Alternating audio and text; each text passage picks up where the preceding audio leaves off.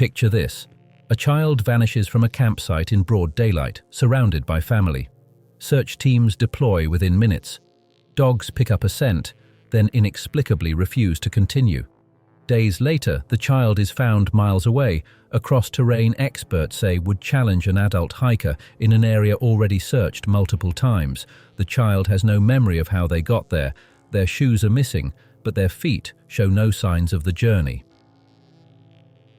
Now picture this happening not once, but hundreds of times, in different states, different parks, different decades, always with the same impossible details that make no logical sense.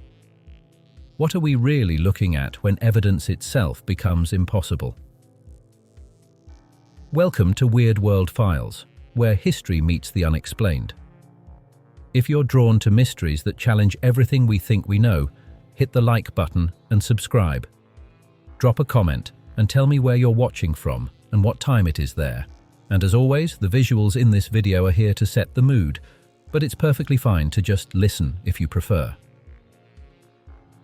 In our last episode, we explored Mount Shasta and its legacy of vanishings and strange phenomena, but Mount Shasta, as enigmatic as it is, represents just one point on a much larger map, because what happens there isn't isolated, it's part of a pattern that stretches across wilderness areas throughout North America.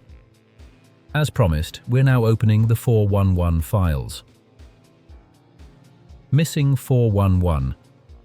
The term was popularized by a former law enforcement officer who began documenting cases of people vanishing in national parks and wilderness areas under circumstances that defy conventional explanation. These aren't your typical missing persons cases. These are disappearances where the evidence doesn't just fail to add up, it contradicts itself. Where search protocols that have worked for decades suddenly fail. Where the answers we find create more questions than they solve. Today, we move beyond one mountain to examine what's happening across our national parks. We'll explore the evidence that shouldn't exist, the patterns that make no sense, the details that keep experienced search and rescue professionals awake at night. Because when the same impossible things keep happening in different places to different people across different decades, we're no longer looking at coincidence. We're looking at something else entirely. If you're just joining our exploration of Mount Shasta, you might want to check out our last episode for the full context. We dive deep into the disappearances that have haunted this mountain for decades. But for now, let's begin.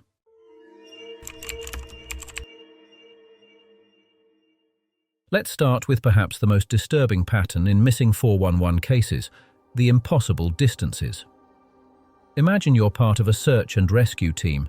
A 2-year-old has vanished from a supervised group on a well-traveled trail. Standard protocol kicks in immediately. You establish a search perimeter based on how far a toddler could possibly travel on foot. For a child that age, that's typically 1 to 2 miles, maximum, in ideal conditions.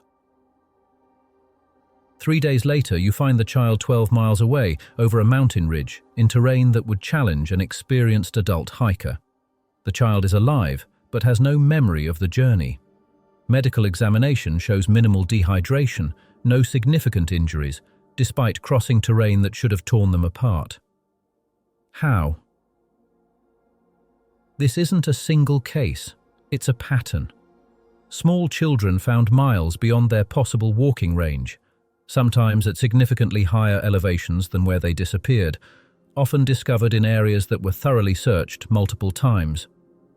Consider the capabilities of a 3-year-old child. Their endurance is measured in hundreds of yards, not miles. They tire easily, they cry for their parents, they don't navigate complex terrain or cross swift-moving streams or climb steep inclines. Yet in these cases, children are found having done exactly that. But that's not the strangest part. Often these children are found in places that make no logical sense as a destination, not near water sources where a lost person might instinctively head, not following downhill paths. Instead, they're found in random, isolated locations, sometimes at higher elevations than where they vanished, which defies every instinct of a frightened, lost child. Search and rescue professionals will tell you that lost children follow predictable patterns. They seek shelter, They follow paths of least resistance. They want to be found. These children somehow ended up in places that suggest the opposite of every established behavior pattern. Experienced hikers vanish from marked paths only to be discovered miles away in completely different directions from their intended route. Their packs are often found intact, supplies unused, as if they simply stopped mid-journey and walked away from everything. A hunter disappears from his camping spot in the early morning, his rifle, his gear, his vehicle, all left behind. 5 days later, he's found 15 miles away at a significantly higher elevation, accessible only by extremely difficult climbing. He's deceased, but the autopsy reveals something peculiar. The condition of his body suggests he died far more recently than 5 days prior. Where was he for the intervening time? The distances involved defy the physical capabilities of the missing individuals. The terrain crossed should have left obvious traces: broken branches, disturbed soil, scuff marks on rocks, yet search teams find nothing. And then there are the cases where the missing person is found in an area that was searched repeatedly. Search coordinators will tell you with absolute certainty that they searched a specific area thoroughly. Multiple teams, dogs, tracked through it. Then, days later, the missing person is found in that exact location, as if they'd been placed there after the search is concluded. One search coordinator described it like this: "It's not that we missed them, it's that they weren't there when we looked, and then they were." These aren't cases of people wandering in circles. These are cases of people ending up where they shouldn't be, couldn't be, and by all logical analysis, can't have reached on their own. When a 2-year-old is found 12 miles from their last known location, having crossed a mountain ridge in 3 days, we're not looking at a child who wandered off. We're looking at something that moved them.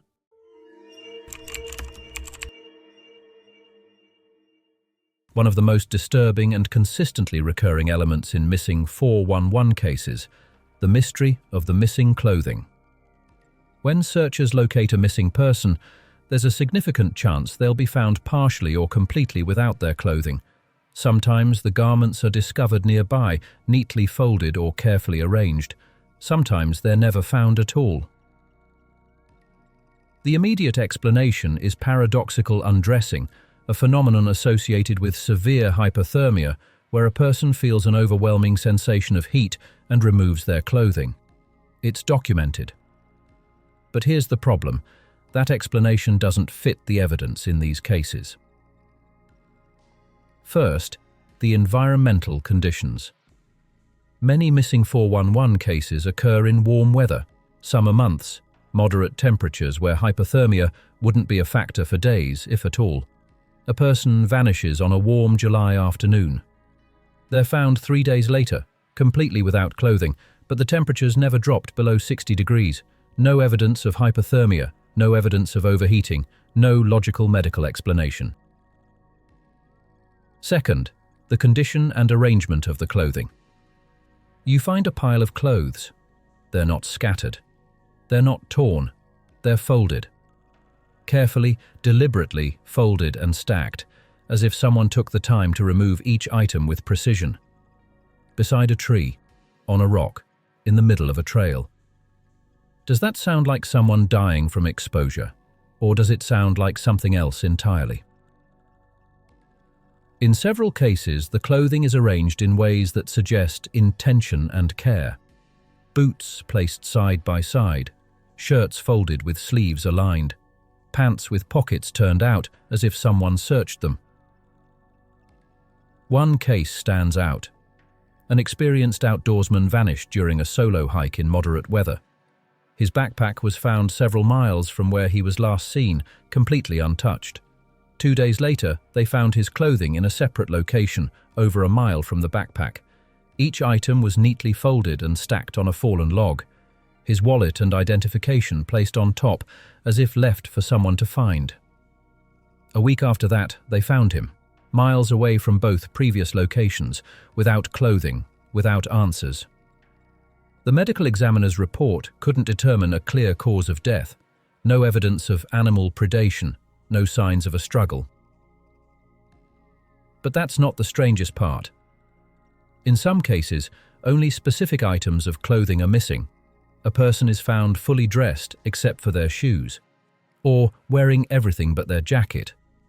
What kind of hypothermia selectively targets specific garments? And then there are cases where the missing person is found with someone else's clothing or with articles that don't belong to them and can't be traced. One case involved a hiker discovered wearing a jacket several sizes too large and in a completely different style than anything they'd packed. When investigators tried to determine where the jacket came from, they hit a dead end. It matched no reports. No one recognized it. It simply appeared. Children who are recovered after days in the wilderness, found without their shoes or outer clothing, have no memory of removing them. Some become distressed when questioned. Others give answers that make no sense. The nice man took them. The pretty lights needed them. I gave them to the bears. These are statements from children too young to lie, too traumatized to fabricate. Adult survivors describe periods of missing time, confusion, or complete blanks in their memory. One woman, found after 6 days missing, was discovered without her hiking boots, jacket, or pants. When asked about it, she insisted she'd never taken them off. In her mind, she was still fully dressed. The clothes were found 3 miles away, arranged in a pile, with her boots placed neatly on top. She had no memory of traveling to that location, no memory of removing those items. She remembered sitting down to rest, and then suddenly she was being found by searchers nearly a week later. 6 days. Gone. When an experienced hiker carefully folds their clothing and arranges it for display before walking miles away to perish in the wilderness, we're not seeing hypothermia. We're seeing something that makes no sense at all.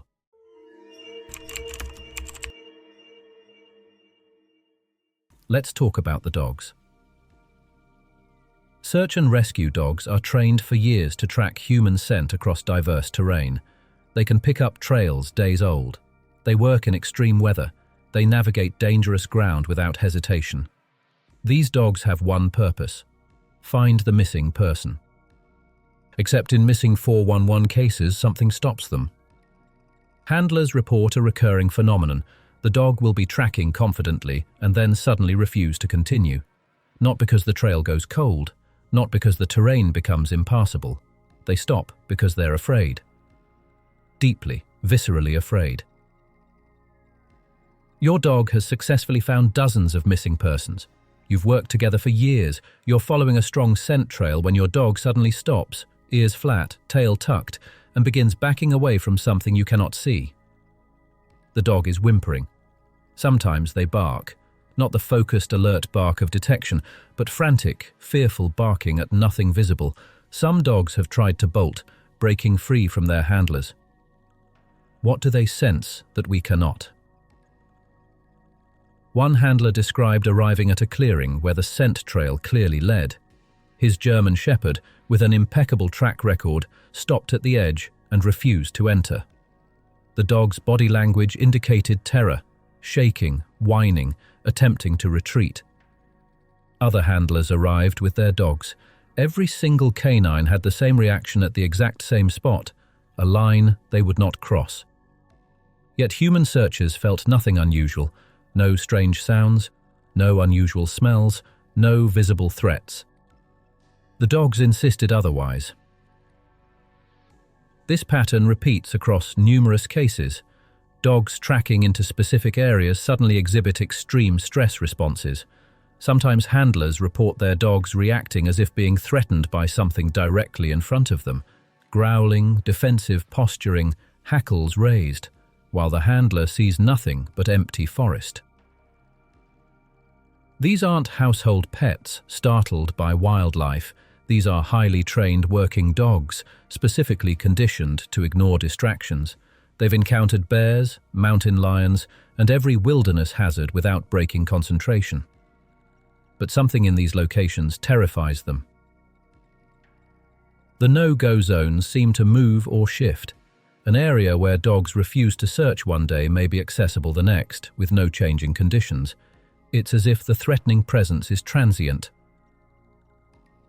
Even more unsettling are cases where dogs track a scent to a specific point, and then the scent simply vanishes, not gradually fading, but ending abruptly. The dog circles in confusion, trying to reacquire it, but it's gone, completely gone. One search coordinator. It's like they were there, and then they weren't. The dog takes you to a spot and that's it. Trail ends. Not at water, not at a road, just ends, in the middle of nowhere. Scent doesn't work that way. Human odor particles disperse and linger. Even in rain or adverse conditions, dogs can detect remains buried or submerged. Scent doesn't just disappear into nothing. Unless the person did. We have to consider what dogs perceive that humans don't. They can hear frequencies we cannot. They can smell chemical compounds in concentrations far below human detection. They can sense electromagnetic fields and possibly other environmental factors we don't understand. When a dog refuses to enter an area, what are they detecting? In several cases, after dogs refused to search a specific area, that area was later where the missing person was found. The dogs knew. They knew something was wrong with that location. They tried to tell their handlers the only way they could. And we didn't listen. When a search dog, bred and trained to be fearless, becomes terrified, we need to ask what it knows that we don't. Because something in those woods frightens them. Something we cannot see.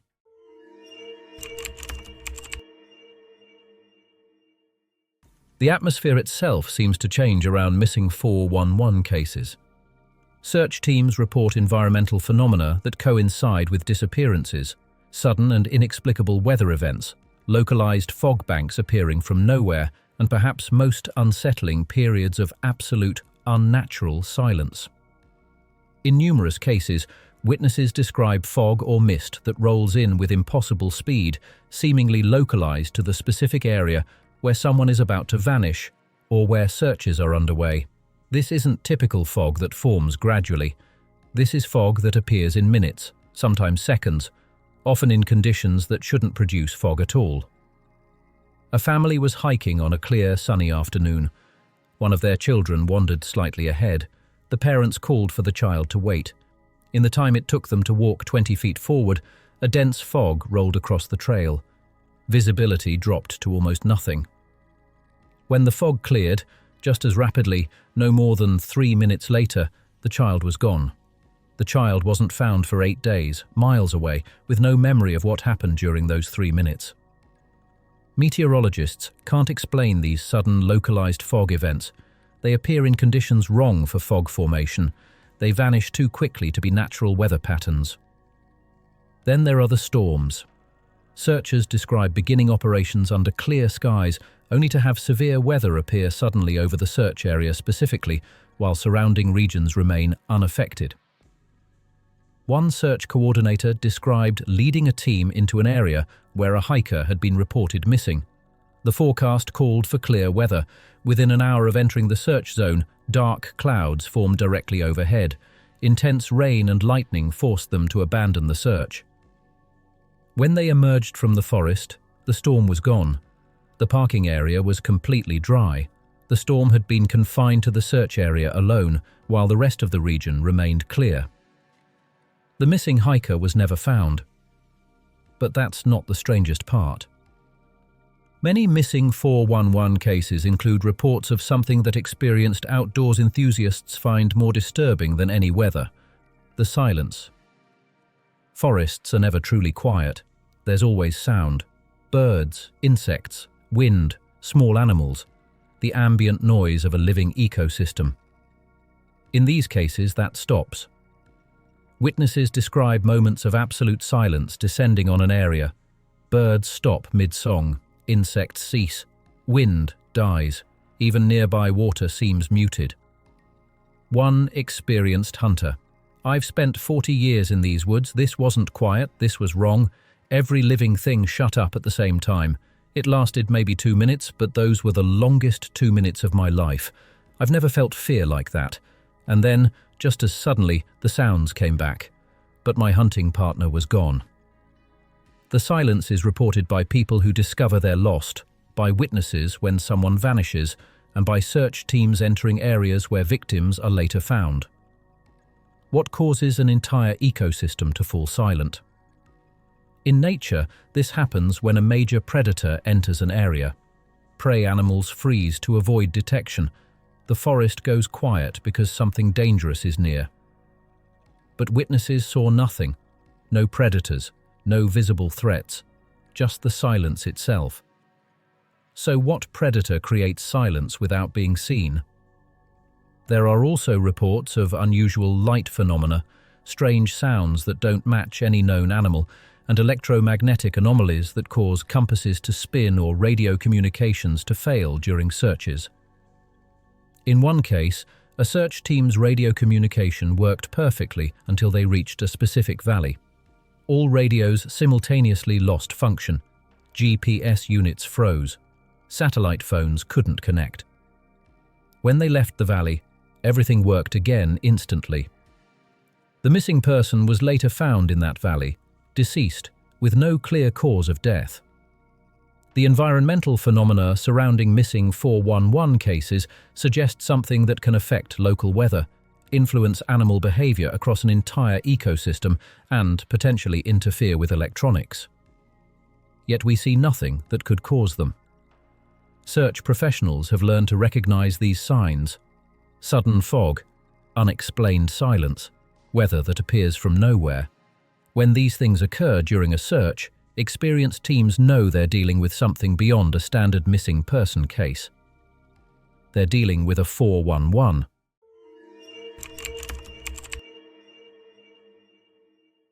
We've examined the patterns, the impossible distances, the missing clothing arranged with inexplicable care, the terrified search dogs refusing to track, the weather that appears and disappears, the unnatural silence. These aren't isolated incidents. These are recurring elements across hundreds of cases, spanning decades, occurring in wilderness areas throughout North America. Missing 411 cases share characteristics that defy conventional explanation. They contradict established search and rescue protocols. They present evidence that shouldn't exist. When a 2-year-old is found 12 miles away, having crossed terrain that would challenge an adult, we cannot simply say they wandered off.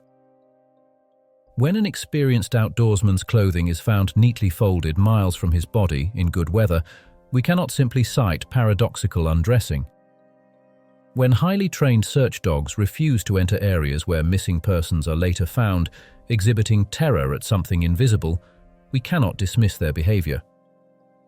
When the atmosphere itself changes, fog appearing impossibly, weather forming out of clear skies, absolute silence falling over entire ecosystems, we cannot call it coincidence. Not when it happens over and over again. The evidence forces us to consider possibilities outside our normal framework. These cases don't fit the categories we've created. They don't match the patterns we've studied. They don't respond to the protocols we've established. They're something else. Years of research have revealed patterns that had gone unnoticed because the cases were separated by geography and time. Individually, each disappearance might seem explainable. Together, they form a picture of something systematic, something recurring, something that follows rules we don't understand. The people who vanish come from all demographics: children, adults, experienced hikers, park rangers, people who know the wilderness, people visiting for the first time. The only commonality, they were in a national park or wilderness area when they disappeared. This isn't about one type of terrain or conditions. This is about something that operates across different environments, different ecosystems, different regions. Something that takes people. And when we examine the evidence, we're forced to confront a disturbing reality. The evidence itself is impossible. The distances are impossible. The clothing arrangements are impossible. The canine reactions suggest threats that shouldn't exist. Logic fails here. Standard explanations collapse. We're left with cases that violate basic rules, where the evidence contradicts itself, where each answer creates 10 new questions. So we return to the fundamental question that haunts everyone who looks deeply into missing 411 cases. What's taking them? Not who, not how, but what. Because when you examine these cases objectively, when you strip away comfortable explanations that don't fit, when you acknowledge that the patterns are real and consistent and impossible to explain, you're forced to consider that something is actively involved. Something that can move people great distances. Something that removes or arranges their clothing. Something that terrifies animals on an instinctual level. Something that can manipulate local weather or environmental conditions. Something that operates in our national parks. We don't have answers. We have patterns. We have evidence that shouldn't exist. We have hundreds of families missing loved ones who vanished in ways that make no sense. And we have a question that refuses to go away. What is taking them? That question doesn't have a comfortable answer, but the evidence demands we keep asking it. Because people are still disappearing, the patterns are still occurring. And whatever is behind these cases is still out there. In our forests, in our mountains, in our national parks. Still active, still unexplained, still taking people.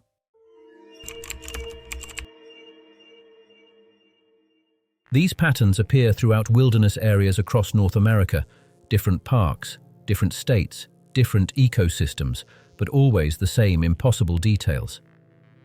But there is one park that rangers fear the most. One location where the concentration of missing 411 cases exceeds anywhere else.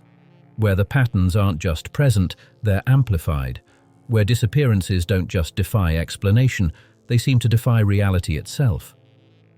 A place where the veil between our world and something else appears dangerously thin. This park has been the site of some of the most disturbing, most inexplicable missing 411 cases on record. Cases that push every boundary of what we think we understand. Search and rescue professionals who've worked there will tell you, quietly and off the record, that there are areas they avoid, locations where too many people have vanished, places where even experienced rangers feel watched. The park attracts millions of visitors every year. Most leave with nothing but photographs and memories, but some don't leave at all. Next episode, we go there. We examine the cases that have made this particular location a focal point for research. We explore why this place seems to be a convergence point for the impossible. We're going to the park where the patterns are strongest, where the evidence is most disturbing, where the questions cut deepest. Yosemite National Park. Where the granite walls hold secrets, where the forests seem to watch, where people vanish in ways that defy everything we've discussed today. The question isn't whether something is taking people from our national parks. The question is, what is it, and why does it seem to prefer Yosemite? Subscribe if you haven't already. Hit that notification bell, drop a comment and let me know. Have you experienced anything strange in national parks? Do you have theories about what might be behind these disappearances? This investigation is just beginning. The deeper we go, the stranger it gets. I'm here to follow the evidence wherever it leads, even if it leads somewhere we'd rather not go. Until next time, this is Weird World Files, where history meets the unexplained. Stay curious, stay careful. And if you're planning a trip to a national park, maybe reconsider hiking alone.